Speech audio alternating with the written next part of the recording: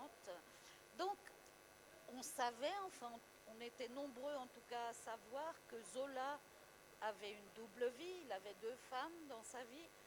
Ce qu'on sait peut-être moins, c'est que Madame Zola, sa femme légitime, Alexandrine Zola, elle aussi, en quelque sorte, c'est une femme double. C'est à la fois Alexandrine et Gabrielle. Elle est même triple, oui. Voilà, et même triple, Oui. parce qu'il y a Éléonore. Alors Il y a vous aussi allez nous... Éléonore. Voilà, alors expliquez-nous tout ça, dites-nous, racontez-nous tout ça. Oui, parce que l'expliquer, c'est compliqué, parce qu'on sait peu de choses, en fait, sur Madame Zola. Oui, Évidemment, il y a beaucoup d'écrits sur monsieur et très peu sur Madame. Et c'est vrai qu'elle a choisi ses prénoms, elle a volontairement changé de prénom. Alors, il y en a deux qui faisaient partie de son état civil. Elle passait de l'un à l'autre suivant les époques. Puis après, elle en a choisi un troisième à une époque de sa vie, autour de 18-20 ans. Elle a décidé de s'appeler Gabrielle. Et c'est elle qu'on voit, c'est Gabrielle, donc Zola, qu'on voit à l'arrière-plan du Déjeuner sur l'herbe, le fameux Déjeuner sur l'herbe. C'est elle qui a les pieds dans l'eau, derrière. Hein. À cette époque-là, elle a peint, elle a posé pour plusieurs peintres. Et ce serait comme ça qu'elle aurait rencontré son futur époux. Voilà. alors, et cette histoire de farce, qu'est-ce que c'est cette farce? Alors, c'est une farce que je me suis amusé à glisser dans le livre. Comment j'avais envie de raconter cette histoire, cette rencontre dont on ne sait rien, en fait, entre les futurs époux Zola. Et je suis tombé sur une nouvelle de Zola qui s'appelle La Farce, dans laquelle il racontait, basé sur ce qu'il avait vraiment vécu, les retrouvailles, les week-ends en bord de Seine avec d'autres artistes. Et donc je me suis amusé à un moment donné, le début du livre commence, on dévoile juste le début, on n'en dévoile pas de plus, mais le début du livre commence lorsqu'elle reçoit une lettre anonyme lui annonçant que son mari, alors qu'elle n'a jamais eu d'enfant, le couple n'a jamais eu d'enfant, son mari, il vient d'avoir un deuxième enfant avec une jeunette. Et donc elle rentre dans une espèce de folie, de rage, d'envie de meurtre qui va durer long moment. Et donc dans cette espèce de délire, je m'amuse à raconter leur rencontre à travers ses souvenirs, ses faux souvenirs et la nouvelle de Zola. Donc je suis allé piocher des passages de la nouvelle de Zola qui racontent qu'ils allaient en barque, etc., ce qui se passait. Et j'y glisse dedans Manet en train de peindre le futur tableau. J'y glisse la rencontre dans la nouvelle de Zola. C'est une histoire de farce entre deux jeunes, un homme et une femme. C'est pas Zola. Et je transforme ça entre elle et lui. Et comment la farce va lier leur destin. D'accord. Donc elle fait semblant de tomber amoureuse de Zola Dans la farce, oui. dans la farce, et Voilà. dans la réalité, eh bien, Ah ça ben, va être... voilà. Dans la farce, en fait, y a un personnage qui est sympathique, mais toujours, il juge un peu les autres, un peu de haut, etc., etc. Et une des femmes dit aux autres, ben, je vais faire semblant de tomber amoureux de lui.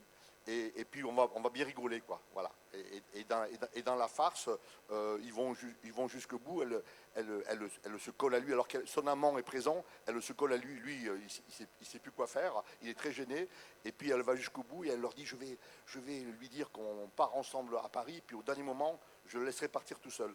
Alors ils vont tous le matin, ils vont tous se cacher pour regarder ça. Et en fait, elle part vraiment avec lui. Voilà. Et c'est ce que je raconte. Mais évidemment, elle est devenue Alexandrine, enfin Gabrielle encore, et le lui, c'est monsieur Zola. Et c'est comme ça que je raconte leur histoire. Et ça s'est probablement pas passé comme ça entre deux, mais dans le délire. Et d'ailleurs, c'est dénoncé dans le truc. Mais quand elle le raconte à Zola, mais elle lui dit mais c'est pas vrai, c'est pas arrivé. C'est une histoire que j'ai écrite moi, c'est pas arrivé. Mais elle n'en démord pas. Voilà. Elle est dans cette espèce de mi-folie, voilà. Elle est perturbée par ce qu'elle a découvert de la trahison. D'accord. Et donc ça lui arrive sous la forme d'une lettre à 15 centimes. C'est ça. Hein, on la voit d'ailleurs sur la C'est ça, sur couverture l'enveloppe, du on livre. voit le timbre. Il y Ouais. a le timbre à 15 centimes de cette lettre qui lui apprend la double vie de son mari. Et néanmoins, elle restera toujours à ses côtés et elle aura même un rôle extrêmement important dans sa vie, dans sa carrière. vous lui faites dire à des moments, à Zola, vous lui faites dire je ne serais rien sans toi, etc. Donc elle a vraiment un rôle très, très important. C'est ce qui était intéressant dans le... Je ne suis pas historien, donc moi j'ai découvert ça à travers le travail d'autres historiens, à travers les quelques phrases des Goncourt dans leur journal. Ils parlent souvent des Zola, ils étaient intimes, pas toujours très gentils avec les Zola, très, très peu gentils avec elle. Mais voilà, donc j'ai appris comme ça les choses. Et intéressant, c'était de savoir, c'est un drôle de couple, quoi. Ouais. Et en grattant, je me suis dit, on n'est pas habitué à ce genre d'histoire d'amour, mais c'en est une.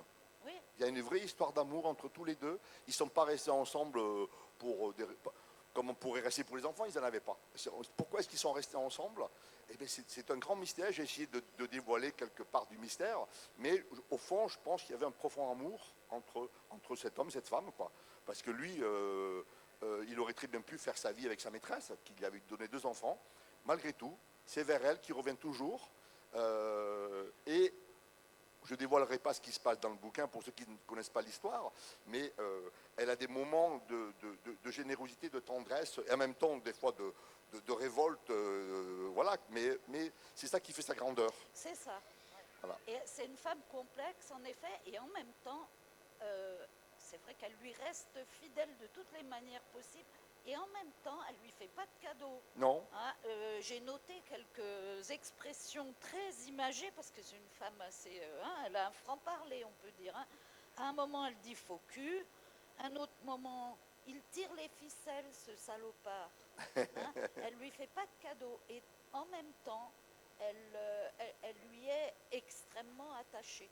Vous avez parlé des Goncourt, et j'aimerais bien que vous nous parliez un peu de ce cercle d'amis, artistes, écrivains qu'il y a autour d'eux, et dont on apprend aussi qu'au moment de l'affaire, la grande affaire Dreyfus,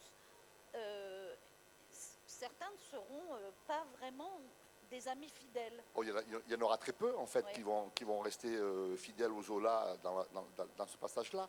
Et j'ai l'impression, d'après ce que j'ai lu, je n'ai pas non plus approfondi plus que ça à ce moment-là, mais on a l'impression que Zola ne leur en voulait pas tant que ça après. Il était très indulgent, en fait, avec ces gens-là, et beaucoup leur ont tourné le dos.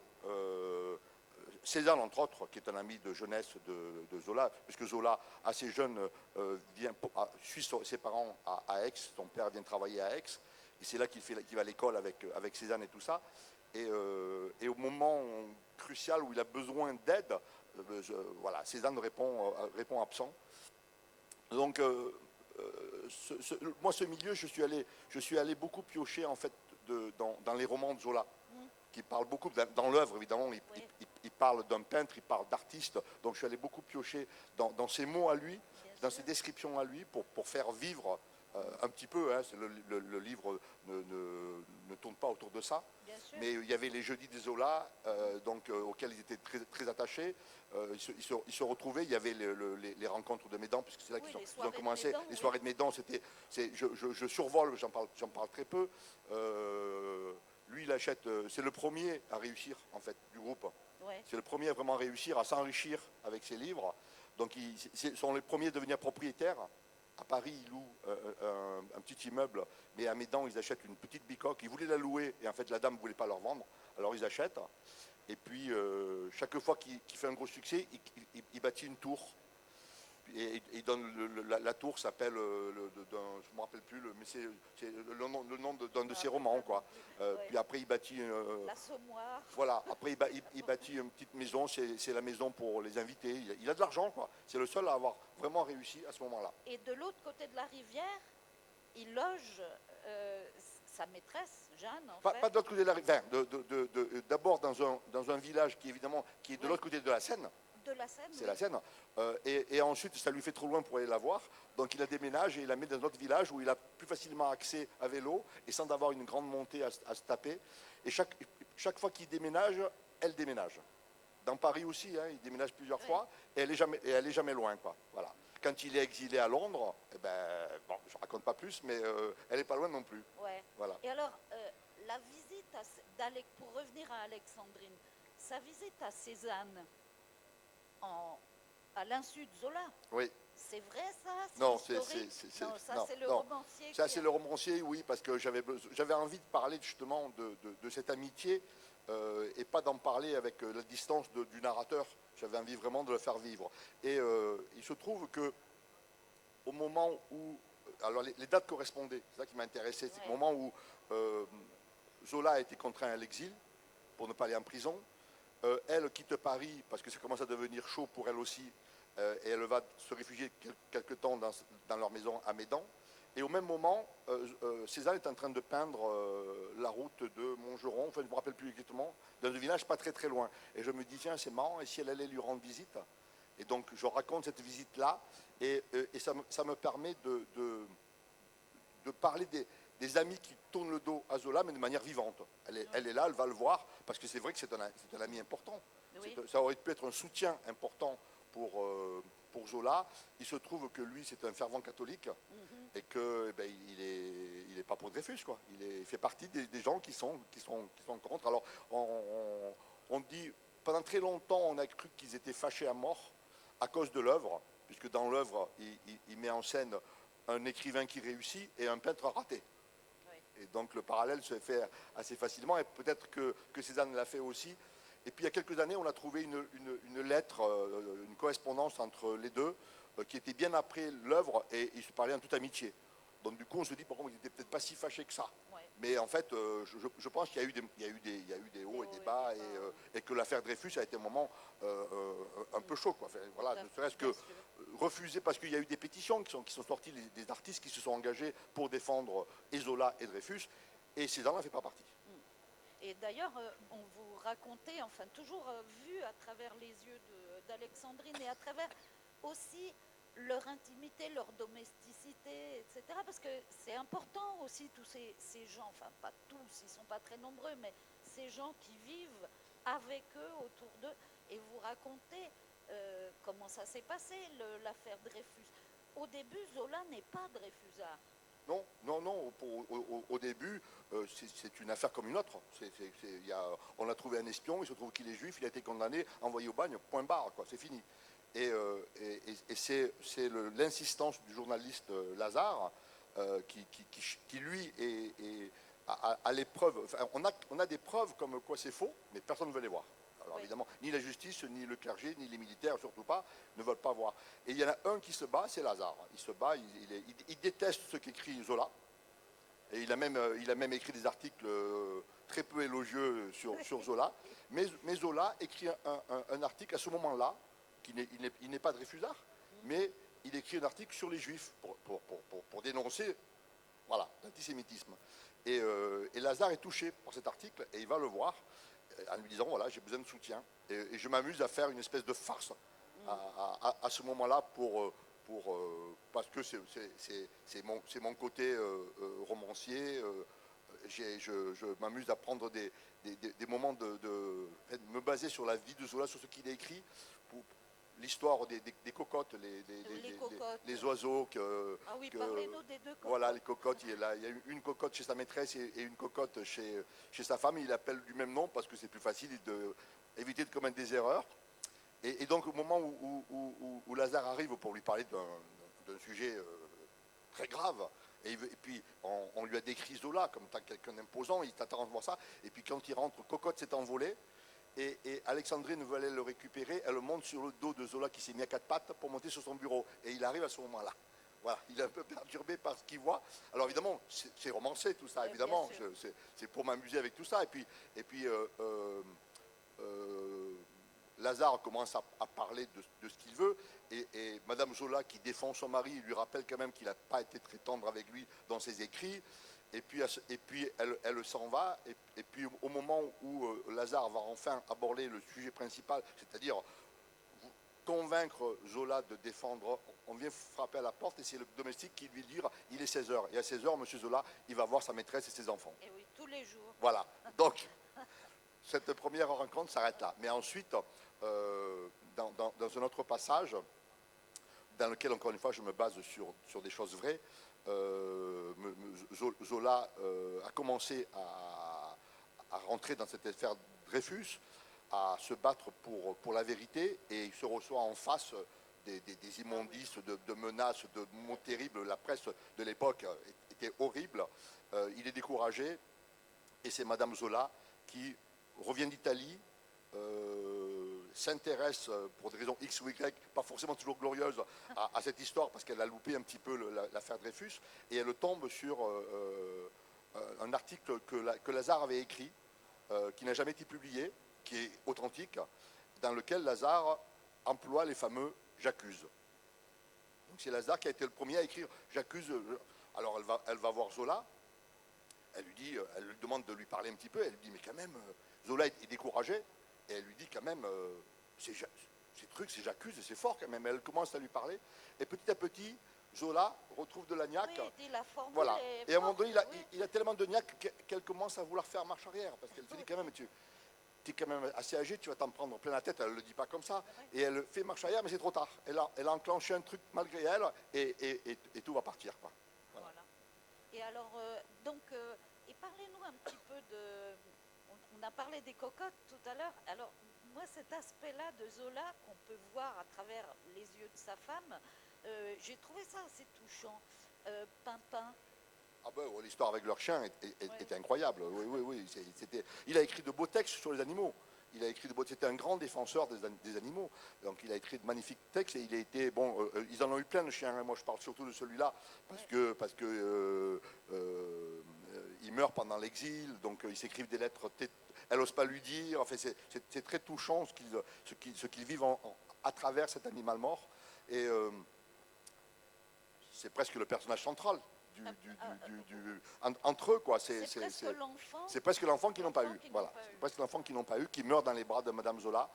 Et tout ça, évidemment, on le découvre beaucoup dans l'échange de... Moi, les lettres à Alexandrine ont été publiées chez Gallimard, mais par contre, les réponses d'Alexandrine à Émile n'ont jamais été publiées. J'ai eu la chance d'en avoir, grâce à des experts de Zola, j'ai eu pas mal de copies de ces lettres-là. Et c'est touchant d'ailleurs. Vous voulez nous lire le petit échange? Oui, c'est ça. Les violettes. C'est aussi ça qui m'a touché. C'est tellement peu l'image qu'on a de Zola que je l'ai mis au début et j'ai trouvé ça... Ça raconte beaucoup sur qui ils étaient. Donc c'est un échange de lettres qui a eu lieu le 23 mars 99 et le 25 mars 99 entre les deux. Émile lui écrit « J'ai eu de la peine à trouver des violettes.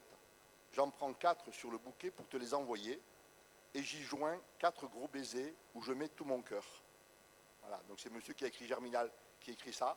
Et elle lui répond « Je n'ai trouvé que 2 violettes, mais je n'ai pas voulu croire qu'il n'y avait que 2 baisers. J'ai donc posé mes lèvres 2 fois sur chacune d'elles. » Voilà. C'était tellement fort, tellement mignon. De tendresse. Voilà. Une tendresse énorme entre tous les deux. Et dans d'autres lettres, c'est de la jalousie, de la violence. Ça peut aller très loin entre tous les deux, justement autour de la maîtresse, mais aussi de la femme de son éditeur Charpentier qui lui raconte des trucs alors qu'elle n'aurait pas dû lui dire, et elle en veut à son mari. Enfin, c'est assez tordu parfois. Oui, il y a des amis assez mauvaise langue qui mettent de l'huile. Oui, j'ai fait une synthèse de ces amis-là chez Madame Charpentier qui vient de notre milieu, qui est de la bourgeoisie noblesse de Paris, qui elle aussi a ses soirées, mais c'est pas du tout le même style que Madame Zola. Madame Zola, elle vient du peuple et elle reste peuple. Tout à fait. Avec leur collection d'objets, voilà, ils collectionnaient de tout. Et Zola, dans une interview, dit on peut se meubler à pas cher comme ça. Donc ils achetaient de tout. Donc chez eux, et je m'en amuse avec les domestiques qui disent mais à quoi ils pensent nos maîtres au moment de faire la poussière? C'est horrible. Il y a des sculptures de partout, des sculptures de la Vierge, il y avait la Vierge noire, il y a des armures, il y a des trucs qui viennent de Chine, il y a des chaises porteurs, il y a de tout. Oui, voilà, des vieilleries. Quoi. Des vieilleries, et on a l'impression que le vide leur fait peur. Donc que ce soit dans leur immeuble à rue de Bruxelles ou à Médan, tout est rempli. Et comme il y a eu la vente des objets à sa mort, Alors, Donc on peut facilement voir. Alors évidemment, il y avait aussi les œuvres de leurs amis, des tableaux de maîtres, incroyables. Et à côté de ça, il y avait des trucs qui valaient rien. et parlez-moi de la vente, celle qui a lieu pendant l'exil. Ah oui, Fasquelle, qui est authentique, hein, qui est oui. authentique. J'ai eu enfin, j'ai lu les témoignages des proches et puis les comptes rendus de la presse. Donc Zola, parce qu'il a accusé les experts en graphologie d'avoir menti, est condamné à payer, je crois, 20 000 francs, ou quelque chose comme ça, je ne me rappelle plus exactement. Et donc, ils sont contraints, les huissiers s'imposent chez eux, ils font le relevé de l'inventaire de tout ce qu'ils ont, et puis à tel jour, à telle date, il y a la vente publique qui est là, donc la rue est pleine de gens qui veulent acheter, et puis de curieux, etc. etc.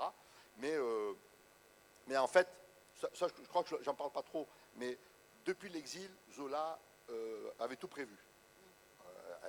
Et donc il avait tout prévu, et il avait demandé à ce que le premier objet vendu soit acheté à 20 000 francs, quel qu'il soit. Et donc moi, je m'amuse avec et c'est une fameuse table qui a été vendue, une table qui voulait peut-être 100 francs ou 80 francs, et les amis de Zola, 20 000 francs. Alors moi, j'en ai fait une comédie, j'en ai fait, voilà, avec les pauvres qui enfin rentrent chez les riches, qui regardent, voilà, c'est très vivant, etc. Mais première vente, 20 000 francs, et la vente se termine. Alors évidemment, il y a une frustration énorme dans les gens qui ont attendu pendant des heures pour pouvoir rentrer. Mais voilà, 20 000 francs, la vente est terminée, et la table reste sur place, puisqu'elle a été achetée volontairement par des amis. Et donc, il y a aussi tous ces curieux qui sont là, pas forcément dans un bon esprit, c'est-à-dire qu'on est encore en pleine affaire Dreyfus. On est complètement dans l'affaire Dreyfus, ouais. Ouais. Zola est à Londres, il est en exil. Enfin, on ne sait pas vraiment où il est. Enfin, on sait qu'il était dans la région de Londres.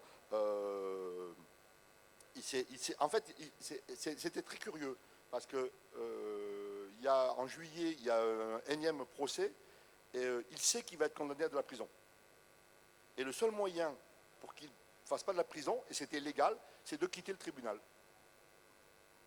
Donc à un moment donné, son avocat dit, eh ben, nous quittons le tribunal.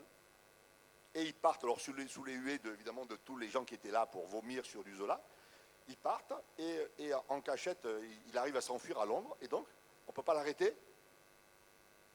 Et il est en exil, alors on le cherche partout, ils font courir des rumeurs comme quoi il est en Suisse, on écrit n'importe quoi, on le prétend partout en même temps.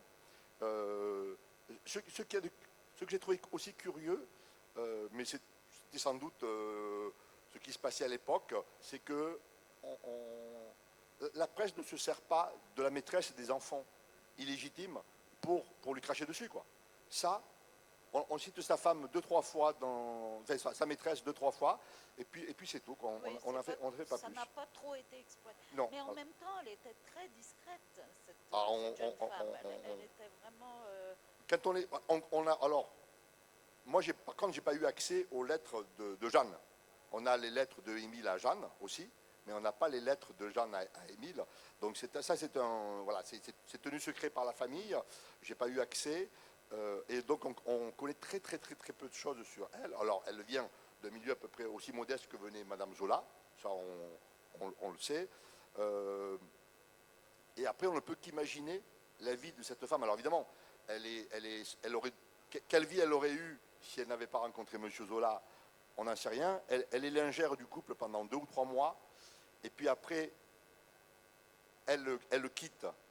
On n'a pas d'explication, et il ne serait devenu amant que tel jour de décembre, parce que sans être mariés, ils ont des alliances, et dans l'alliance, il y a une date en décembre. Donc d'après la famille, d'après les experts, ce serait le jour où ils auraient commis l'acte. Voilà, c'est tout ce qu'on peut dire. Alors donc, elle quitte une condition très modeste pour devenir une petite bourgeoise, quelque part. Hein. Mais il faut imaginer la vie de cette femme, quoi, qui élève toute seule ses 2 enfants. Elle voit leur père 2 heures par jour. Mais Alexandrine, à ce moment-là, est complètement au courant, on va dire. Oui. Mais à Et partir même à la fin, elle sera extrêmement généreuse. elle a des gestes très nobles. Ouais. Donc elle apprend leur existence à travers cette lettre anonyme. Et puis, alors, elle va passer de l'envie de les tuer pour les faire disparaître. Et puis après, devant le fait accompli, quand elle part en voyage, elle ramène des cadeaux pour les enfants. Et petit à petit, comme ça, va se lier une relation, pas trop avec Jeanne, mais avec les enfants de Jeanne. Il va y avoir une relation et elle va les soutenir, elle va les aider. Voilà. Oui, elle le dit à plusieurs reprises, ils y sont pour rien. Ils y sont pour rien. Finalement, Elles y sont pour rien. Ça elle l'a écrit noir sur blanc. Ouais. Elles y sont pour rien. Si elle est coupable, c'est les parents, Ouais. mais les enfants n'y sont pour rien. D'accord. En tout cas, voilà, c'est une femme très contrastée, avec une personnalité très riche, une jalousie terrible.